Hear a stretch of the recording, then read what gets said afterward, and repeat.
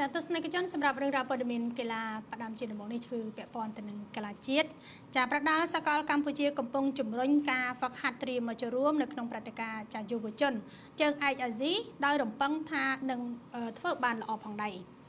សហព័ន្ធកីឡាប្រដាល់សកលកម្ពុជាត្រៀមបញ្ជូនកីឡាករជម្រើសជាតិចំនួន3រូបរួមនឹងគ្រូបង្វឹកចំនួន1រូបចូលរួមនៅក្នុងការប្រកួតកីឡាយុវជនជើងឯកអាស៊ីក្រោមអាយុ22ឆ្នាំ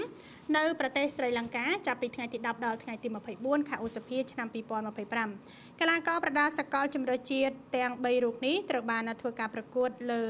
ចា3ប្រភេទទម្ងន់នៅក្នុងនោះកីឡាករនីសវណ្ណប្រកួតនៅក្នុងប្រភេទទម្ងន់48គីឡូក្រាមកីឡាកររុនវិរៈប្រកួតនៅក្នុងប្រភេទទម្ងន់60គីឡូក្រាមនិងកីឡាករឡុងនូវែលប្រកួតនៅក្នុងប្រភេទទម្ងន់51គីឡូក្រាមផងដែរលោកចាចេកតារាគ្រូបង្វឹកកីឡាប្រដាល់សកលជម្រើសជាតិអះអាងថាកីឡាករទាំង3រូបបច្ចុប្បន្នកម្លាំងគឺចាកម្លាំងកំណត់នៅស្ទើរនៅឡើយរីឯបច្ចេកទេសប្រកួតគឺល្អខណៈការហ្វឹកហាត់ត្រៀម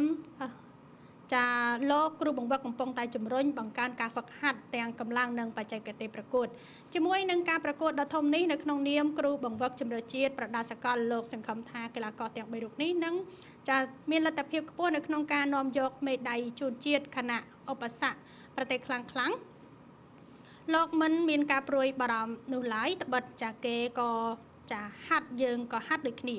កីឡាករជម្រើសជាតិប្រដាល់សកលកម្ពុជាទាំង3រូបបានបដិញ្ញាថាពួកគេនឹងបន្តខិតខំប្រឹងប្រែងហ្វឹកហាត់ដុសខាត់សមត្ថភាពឲ្យខ្លាំងបន្ថែមទៀតដើម្បីបំពេញសមត្ថភាពឲ្យបានពេញលេញត្បិតការប្រកួតនេះគឺជាការប្រកួតកម្រិតអាស៊ី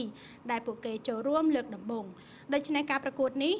ពួកគេនឹងចាប្រឹងប្រែងឲ្យអស់ពីសមត្ថភាពដើម្បីនាំយកលទ្ធផលល្អជូនជាតិមាតុភូមិគួររំលឹកថាព្រឹត្តិការណ៍ប្រកួតយុវជនអាស៊ីក្រោមចាអាយុក្រោម22ឆ្នាំនេះសហព័ន្ធកីឡាប្រដាល់កម្ពុជាធ្លាប់ចូលរួមពីលើករួចមកហើយដោយលើកទី1ពុំទទួលបានមេដាយនោះទេខណៈលើកទី2នៅប្រទេសថៃដដែលកម្ពុជាដណ្ដើមបានមេដាយសំរឹទ្ធ1និងមេដាយប្រាក់ចំនួន1គ្រឿង